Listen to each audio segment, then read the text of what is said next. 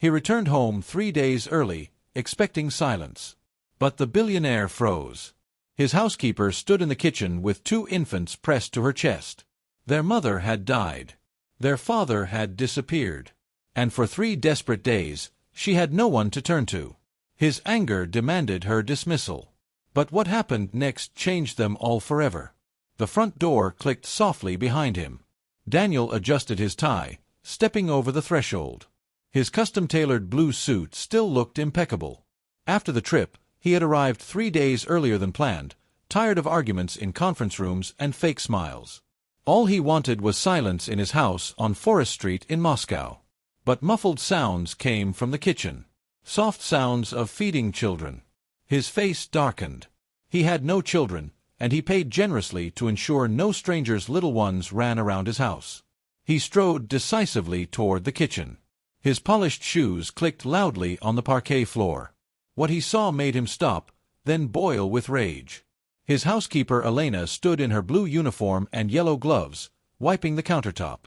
On her chest, in a gray baby carrier, were 2 infants. Light-haired, with wide-open eyes, clinging to her as if she were their only support. Daniel's voice thundered, "What the hell is going on here?" Elena froze, then slowly turned her head. Her gaze was tired but determined. "Sir, you weren't supposed to return so early. That's your first excuse." His jaw clenched, his voice growing louder. "No explanation. You've turned my house into a nursery, and you expect me to just stand and watch. Who are they? Why are they here?" The babies stirred at his loud tone. Elena instinctively rocked them, whispering soothing words in Russian. She didn't stop wiping the countertop, didn't lower her gaze. "These are my sister's children." Daniel blinked, momentarily stunned, then sneered. "And now they're your responsibility? Since when do I pay you to drag children into my house? This is unacceptable." "Usually they're not here," she replied quickly. Her voice trembled under the weight of his anger. "Only the last 3 days. And that makes the situation better?" He stepped closer. His shadow covered her. "For 3 days you've been breaking the rules. 3 days you've been lying to me. Do you understand how serious this is?" Elena straightened, holding the baby carrier closer. "Their mother died, their father disappeared. They have no one but me and my mother. She was raising them after the funeral, but she's old, sir, too old. Last week she fell. Her body can no longer handle 2 babies. So I brought them here because I had no choice." Daniel's lips twisted. "This is not my problem. You should have found another solution. Neighbors, an orphanage, anything. But not this. You don't bring children into my house without permission." Her eyes flashed, but her voice remained calm. "An orphanage." She almost laughed, though it sounded more like a sob. "Do you know what happens to children in such places? Do you know how quickly they disappear into a system that doesn't care? My mother begged me not to let that happen. She said, 'Lena, keep them close, don't give them to strangers.' So I brought them here. I thought maybe you wouldn't notice. You were wrong." Daniel's voice cut like glass. "You've been working in my house, hiding 2 extra mouths. Do you know how this looks to me? To my reputation." "Reputation?" Her voice wavered for the first time. "You're worried about your image? And I'm thinking about keeping them alive. Sir, with respect, that's a luxury I don't have." Daniel slammed his hand on the countertop, making one of the infants whimper. He lowered his voice but spoke sharply and clearly, "Don't turn this on me. You broke my trust. You deceived me." Elena's breathing quickened, but she didn't back down. She adjusted the carrier, pressing the children's small faces to herself. "Yes, I broke your trust, but I didn't break the promise I made to my sister. I told her before she died that I would take care of them. So if you want to fire me, but I won't abandon them." Her words pierced the air like a blade. Daniel stared at her. Rage boiled in his chest. He wanted to fire her on the spot, remind her of her place. But something in how she held the children, not like a housekeeper, but like a person cornered by life, made the atmosphere in the room heavier. He stepped back. His jaw was tense. 3 days or not, This cannot continue. You've crossed the line. Her lips trembled, but her gaze remained fixed on his eyes. I know, but sometimes survival forces you to cross lines. You've never had to choose between work and family, but I did, and I chose them. The soft crying of the infants filled the silence, like cracks breaking through Daniel's armor. He pressed his palms against the countertop, breathing heavily, not taking his eyes off Elena. She didn't lower her gaze. For a housekeeper, she held herself with more determination than most men in his boardroom. "Do you think I should just turn a blind eye to this?" he finally said. His voice was low and restrained. "Do you think I built all this by letting people break rules?" "No," Elena replied. Her voice remained steady despite the lump in her throat. "I think you built this by making decisions when others were afraid. And I'm not afraid to say this is my decision. I won't abandon them." Daniel's jaw twitched with irritation. He wanted to throw her own words back at her, but his gaze fell on the children. A small hand slipped out of the carrier, fingers helplessly moving in the air, as if reaching for something, anything. "You lied to me, Elena," he said coldly. "I didn't lie," she corrected. "I hid them."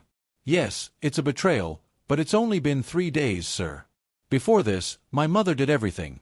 Fed them, rocked them, prayed for them, but her strength is running out. Do you know what time does to a person when it takes away their health? I couldn't leave her alone to break under the weight of 2 babies. She begged me not to do it." Her voice broke on the last words, and Daniel noticed it. This moved him more than her determination. He rubbed his chin, stepping aside. "And what now? You expect me to run a mansion while you deal with your family problems? You'll carry children while cleaning countertops." "I expect nothing," she said firmly. "Do what you want. Fire me, replace me, erase me from this house. But I'll leave with my head held high because I didn't turn away from them. I didn't close my eyes." Her words sounded heavier than she had calculated. Daniel looked at her, and something in his sharp gaze wavered. He wasn't used to being challenged, not in the boardroom, and certainly not in his own kitchen. One of the infants whimpered. His soft crying spread through the room. Elena gently rocked them, whispering, "Shoo, quiet, my dear ones." Her voice softened, but her body remained tense, ready for his verdict. Daniel slowly exhaled. His fists unclenched. He saw not just a housekeeper in uniform, but a woman fighting on too many fronts, with grief, poverty, duty. And yet, despite everything, she stood here, continuing to work, carrying more than anyone should. "You should have told me from the beginning," he finally said. "I know," Elena admitted. Her eyes glistened. "I was afraid. Afraid you'd think me weak. Afraid you'd throw me out. I couldn't risk everything in one moment. And here we are," Daniel muttered. She gathered her courage. "If you want me to leave, say so. I'll pack my things today." The words escaped him before he could stop them. "I'm not firing you." Elena blinked, stunned. "What? You heard me." His tone softened but still maintained authority. "You made a mistake, a serious one, but I've seen people with millions of rubles in their pockets who wouldn't lift a finger for someone else. And you carry 2 children while cleaning my house. Such devotion, such strength. That's not something I can just throw away." Tears welled up in her eyes, but she proudly lifted her chin. "And what now?" Daniel looked at the infants again. Their innocent eyes followed his movements. For the first time in years, something stirred in his chest, something undeniably human. "Now," he said carefully, "we establish rules. They don't appear here again without my permission. But I'll make sure your mother gets help, real help, doctors, medicine, maybe a caregiver to ease her burden. And as for them," he paused, then added more quietly, "I'll see what can be done. No orphanages, no system that will swallow them up." Elena's lips trembled with amazement. "You'll really do this?" He nodded briefly.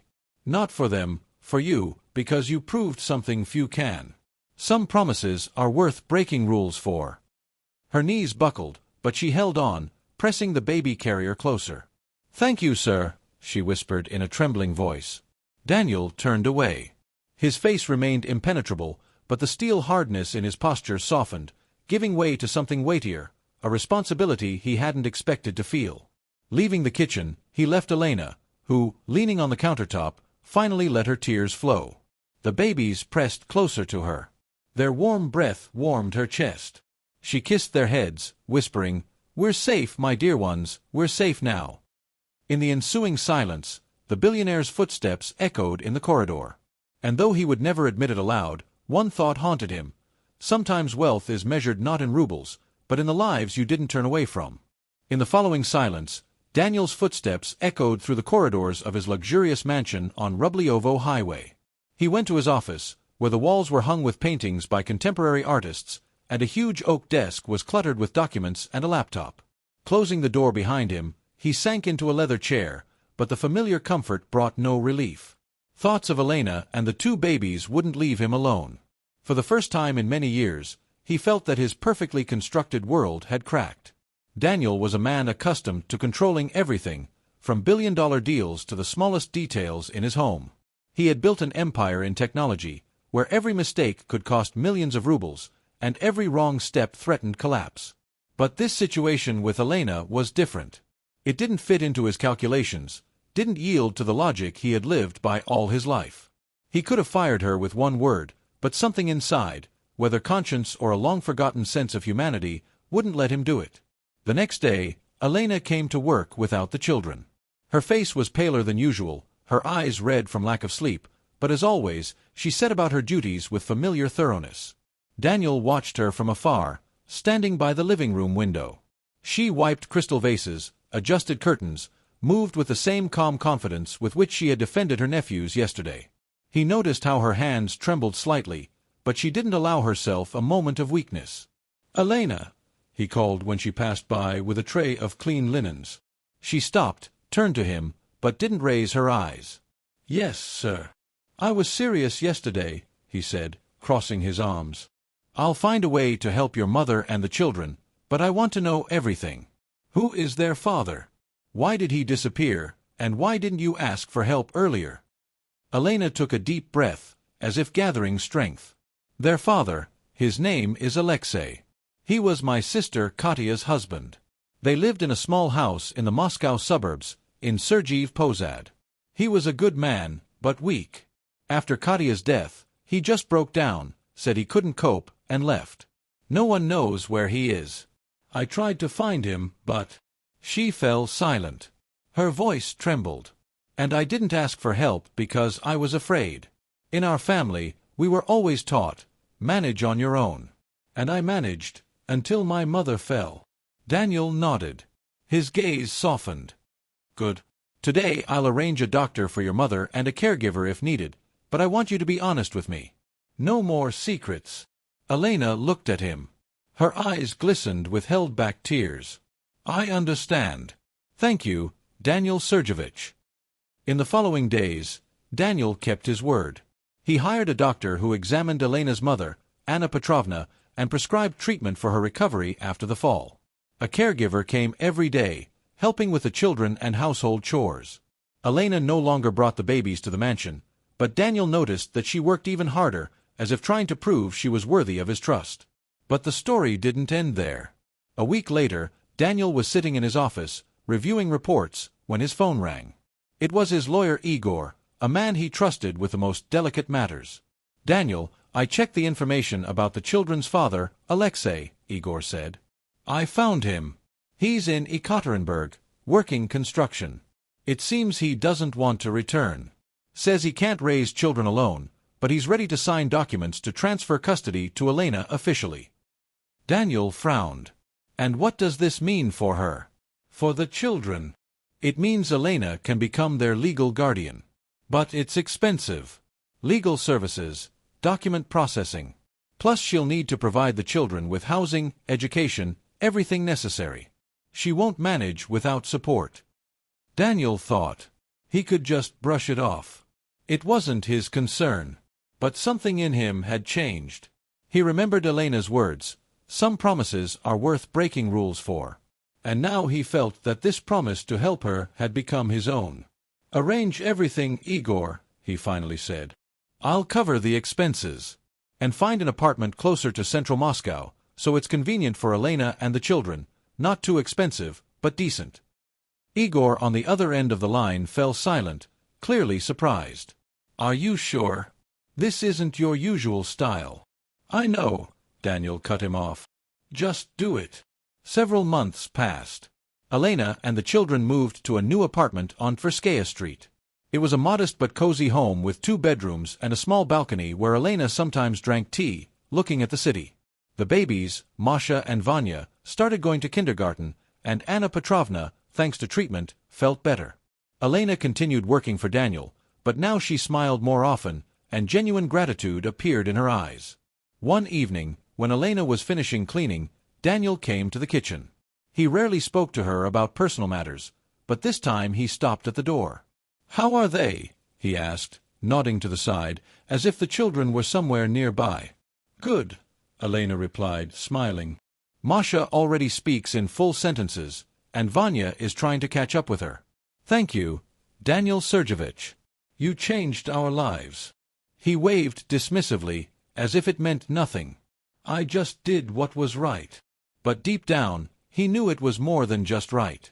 For the first time in years, he felt that his wealth wasn't just numbers in a bank account. It was an opportunity to give someone a chance at a new life.